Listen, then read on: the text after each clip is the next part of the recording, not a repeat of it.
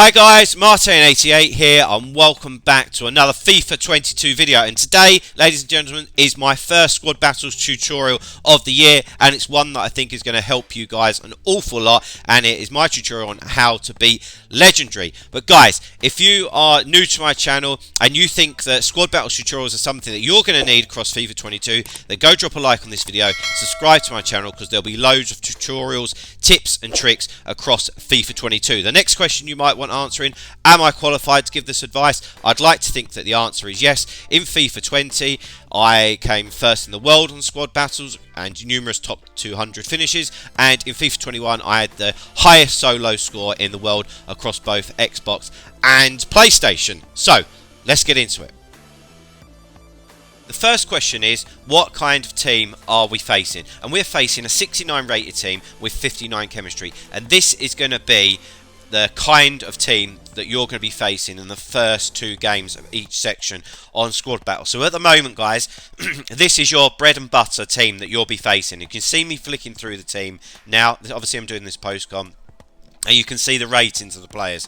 Some of them have minus stats on them, and that means that their base stats come down by whatever the minus stats is. So as an example, if you've got an 80 rated player and he's got -5 across all his stats, he turns into a 75 rated player, which is good for us because it makes it easier to play against. You also saw me entering the game there on Legendary, so just that we don't get anybody saying that it's been played on a different difficulty level.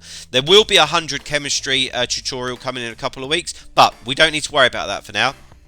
Right now, we are dealing with your first few days of FIFA and how to be a low-rated chemistry team on Legendary, and that takes me into my team. You saw at the moment that my team was quite low rated, and that's because I want you to be able to relate to it, whether you've just started the game like today, or whether you're watching this video in a couple of months, or if you've got it for Christmas.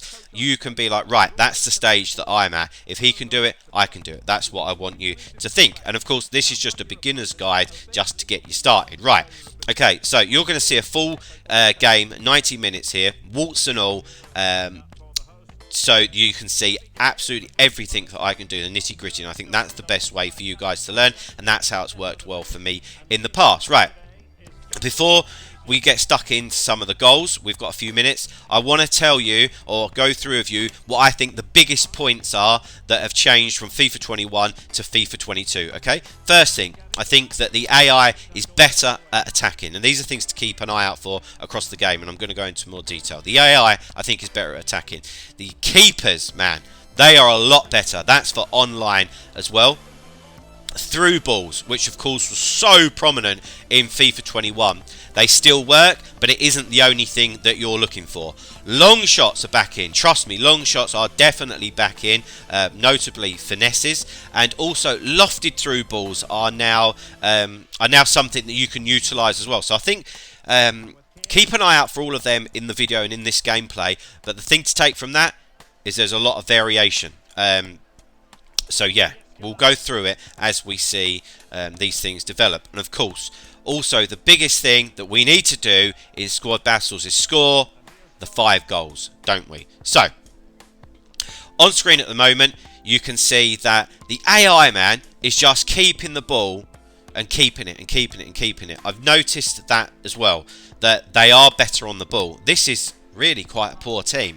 You know, when playing against the higher chem teams as well, they are, of course, also very good, if not better, at keeping the ball. That's why they're high rated. But they do then tend to give it away. So I tend to be quite patient.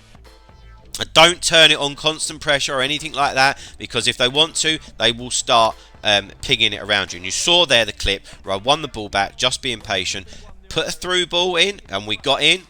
But obviously, with poor players, you are going to suffer some bad finishes sometimes. So yeah, my advice there is just to stay patient.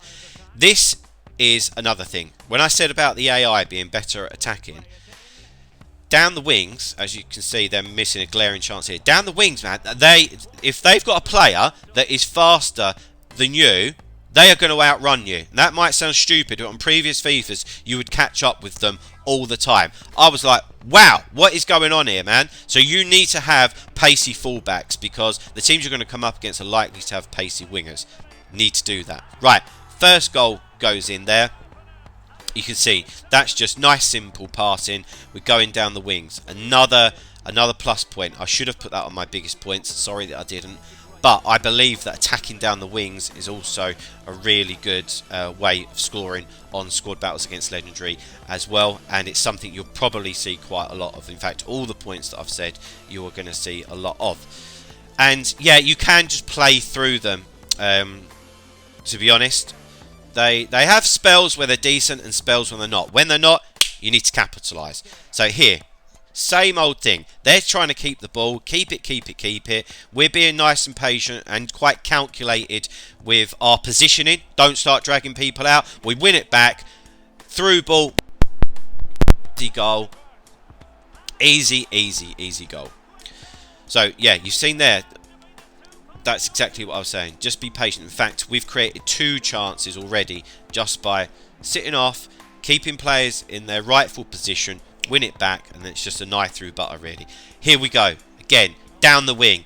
If you've got fast players down the wing, you're going to burn them. Of course, pace is always important, but you can see here already from some of the clips that it works. And I've created chances down the wing there quite easily. And here we go with goal 3. You're going to be like, you said that keepers were a lot better. No, they are. I do not know what is going on there. But I did say that long shots were back in. And we score a long shot there. We were fortunate. But if you don't shoot, you don't score.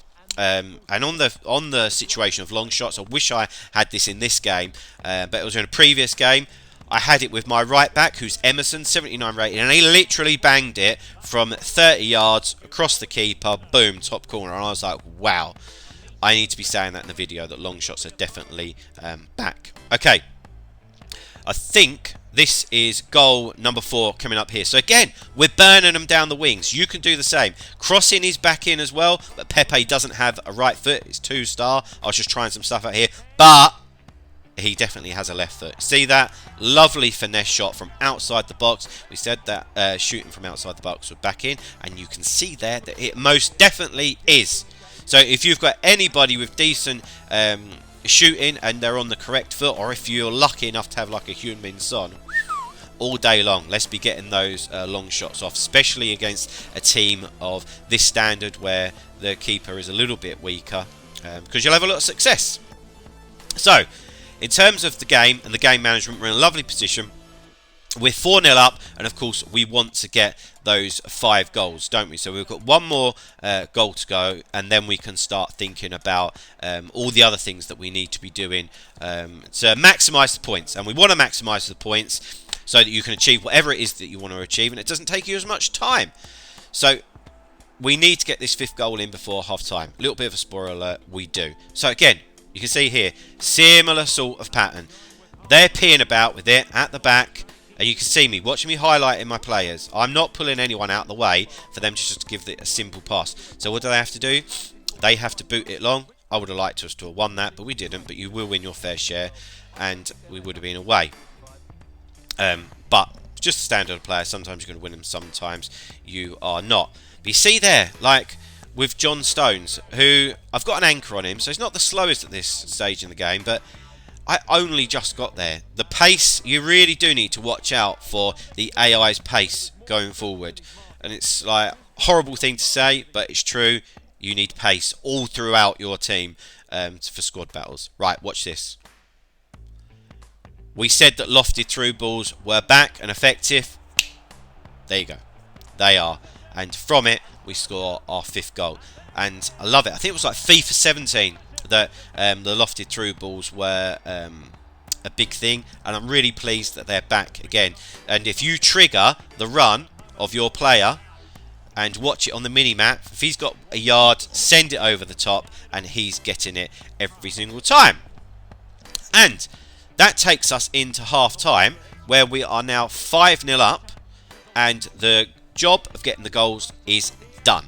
And in the second half, I am going to take you through everything that you need to do from there to maximise the points. So don't go away. We're just going to have a quick look at the stats there. So see, they've been holding loads of possession, but we've had the goals. And We've got the 7 shots on target, 39% possession, expected goals 3.1, and we've actually scored 5. But let's get into the second half. Okay, so second half. Before we get into it, you can see on screen now the changes that I'm making to my team. Why am I making changes? Because we've scored our 5 goals. I've got absolutely zero interest in scoring anymore, because if you don't know, you only get maximum points for 5 goals. Score 6, it doesn't matter. Score 36, it doesn't matter. It's only 5. So, I'm changing some of my tactics to keep more players back. I'm also changing my wingers over so that I can get corners. We'll explain all of this moving forward. And I put some fresh legs on my lone Alphonso Davies just to give us more stability in the middle of the pitch. And the reason that I am doing this is because the second biggest priority in squad battles is keeping the clean sheet. So once you've scored the 5 goals, the next biggest thing you're going to get points for is keeping the clean sheet. And like I said, I feel like the AI is decent going forward. They can be quite lethal. And maybe I'm just saying that because it's the beginning of the game, we haven't got used to it. Probably. But if I'm saying that as one of the better players in the world at squad battles, you're definitely going to be saying it as well. How can we combat that? Well, this is how I think that we combat it, by just sitting off a little bit, get numbers behind the ball, be quite patient, keep your players in position, and then when we nick it, do the other things that we need to do. What are the other things that we need to do, you might say? Well, the next 2 biggest things are shots on target and corners. Okay, now the shots on target really should be quite easy because you've already scored 5 goals, so you've got 5 shots on target definitely. We had 7, and as you see on screen right now, the way that you get corners will often yield you your extra shots on target as well. So we just bomb it down the wings, because we said that wing play was very viable this year at the moment anyway, and with that we can just hit a shot at the goalie. Hopefully he parries it out for a corner and we get a shot on target and we get a corner. Playing with relatively poor players, and definitely against poor opposition, that doesn't always happen. They might just let it in, or the shot hits the post, or it hits the side net, so it can be a little bit frustrating. But what you need to remember is that you get 10 points for a shot on target or for a corner. You can get something like 150 to 200 points for your clean sheet. So if you don't get a couple of corners or a couple of shots on target, it doesn't matter. Don't rage and then start pushing people forward wanting to get that extra shot on target and lose your clean sheet, because it just isn't worth it. So you would have seen on screen there, right now I've got 8 shots on target, so I'm relatively chilled about that because we're an hour into the game and we've still got quite a lot of time. But I think throughout this second half, while I'm talking, just have a look at my defending, like there with Alphonso Davies. We're just being nice and patient. Again, patient.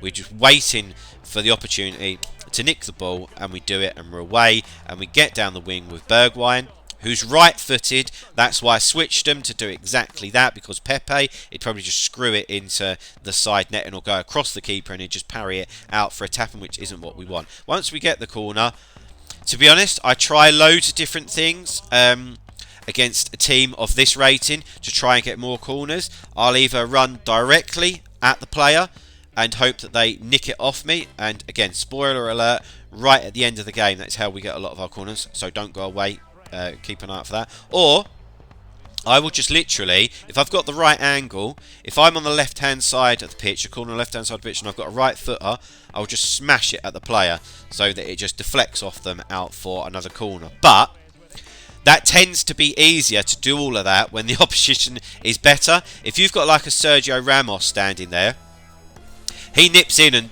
puts it out for a corner every single time because his defending stats are really high and his aggression is really high. Trust me, I know what I'm talking about. This is correct. But if you're coming up against a bronze player, they're just standing there looking at him like they don't even know they should be playing football, you know. So it can be quite difficult. Again, another example there. We took the shot and he just catches it. So it can be quite difficult to get the corners at the start, is what I'm trying to say. Another point is possession. You do get points for possession, but you literally get a point for every possession stat, and I think it goes up to 60, so 60%. So if you have 70%, it doesn't really matter, but don't focus on that too much because we're really talking about piddly points here. Again, probably my last point. In the games that I've played, and I've played about 20 games now, which is probably enough for me to have a gauge and to be able to do this video with the amount of squad battles I've played in the past. I find that the AI really steps it up the second half, which is what has made me make the kind of changes that I do make now, which is basically preserving my lead.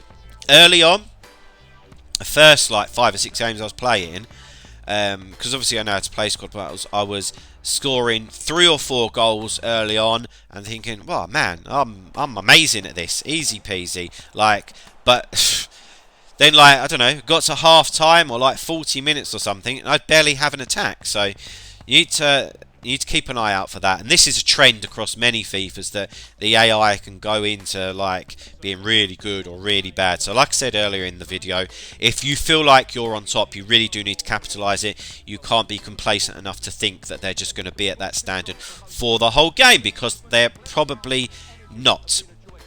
Okay, so guys, we are into the 80th minute now. So we are right near the end of the game, and I can actually feel, you see here, it may not look like I'm fumbling around with it, but I can really tell that the AI are pressuring me to try and get that goal, because the AI knows when you're playing squad battles that you want that clean sheet. So you have to really be careful with it, take no chances, and yeah, hopefully you'll keep a clean sheet. Another great example there. We try and get a corner, and the goalie says, no, I'll just let it in. Guarantee you, if it was 4-0 and I took that shot, it's going out for a corner. I'm not even lying. We'll cover that sort of stuff in different videos. But guys, just before we go, and there is something else I want to cover in this game, obviously I want to say thank you so much for watching this video. I know it's a long one, but I really hope that it has benefited a lot of you. I can answer any questions that you want, so please go into the comment sections and just ask away, and I will help you. Any subscriber of mine, I've always said I'm willing to help you improve or answer questions or anything like that. I've also said that I'm willing to do one-on-one coaching sessions with anyone that wants to improve their offline play. And yeah, keep your eye out for a lot more content on the channel moving forward. There will be daily uploads Monday to Friday across the whole of FIFA 2. So yeah, I hope you've enjoyed it. Right, last piece of gameplay I wanted to draw your attention to was now. I said this is how I got a lot of my corners. Watch this. Now, like I said, if this was a higher rated player, this would be very easy. But I'm also almost having to tease their player into tackling me. I'm having to run towards them, then run back out. And because it's on Fred's left foot, it's so near the touchline, the little nick, and it goes out for corners, which just gets us those through a few extra points, which gets us to where we want to be a lot quicker, which is the whole point of this. So, I think this one is it. Should have been a penalty, but the referee blows up for full time. We ended up winning 6-0. We're just going to have a quick look at the stats, and then I'll show you the amount of points that I got for the game, and then that'll be the end of the video. So this is all the new stats that you get. Not overly relevant for me with squad battles. We just want to have a look at the match facts overall, which I'll click on to in a second. Before we do that, we get 1,300 coins. That's mainly because of the coin boost. You probably get like 700-800 coins just for that standard win. You can see there, 56 possession that they hold. The AI is keeping a lot of possession. How many shots did we have? We had 17 shots, and we managed 6 corners. So we missed out on 4 corners there. But that's the way that it is. And I think we got 2,666. That's right, that's the amount of points that we got for it. But guys, that is the end of the video. Please drop a like, subscribe to the channel if you haven't already, and I will see you next time. See you later, guys. Bye-bye.